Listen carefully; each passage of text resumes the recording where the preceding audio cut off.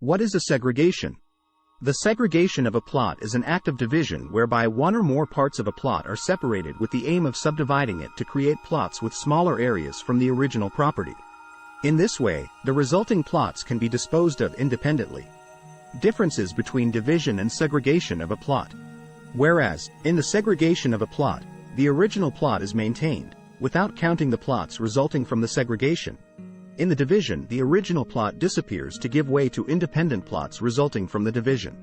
What taxes will be due? The difference between segregation and division of plots is important from both a legal and tax point of view.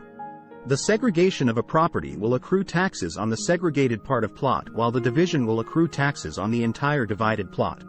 Therefore, from a fiscal point of view, segregation is usually more convenient than division.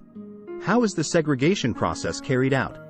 The segregation of a property must be carried out following the steps set by law, since it will have consequences that, among others, will affect the cadaster and the plot registry. To carry out a segregation process, it will be necessary the intervention of a technician, collegiate architect, who analyzes the property, carries out measurements, studies the technical plans, and prepares a segregation report. Within this report, all the technical requirements will be specified, as well as the plans of the resulting plots after segregation. Once the segregation report is prepared, it must be submitted to the City Council to initiate the administrative procedures of the segregation process. The City Council will study the report and will rule on the appropriateness or not of the segregation, as well as the need or not of the issuance of the license for segregation. The project and the resulting properties must comply with the urban planning regulations of the place.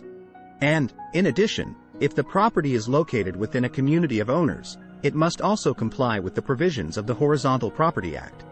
What document will need to be prepared for the correct segregation of the plot?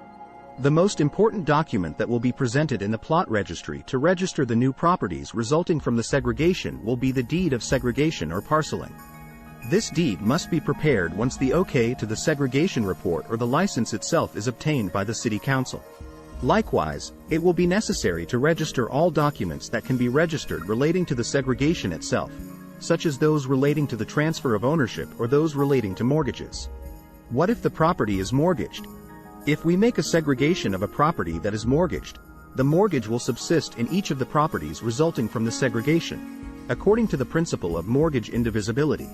On the other hand, the division of the mortgaged property will not require the consent of the mortgagee, that is, the bank, due to the fact that each of the new properties together with the original one will be responsible for the totality of the secured credit. In addition, the bank may request the execution of any of the plots or all simultaneously. What requirements must be met to be able to segregate an urban property?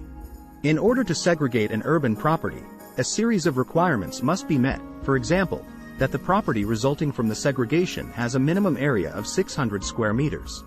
The plots, the original and those resulting from segregation, must have access to the public road.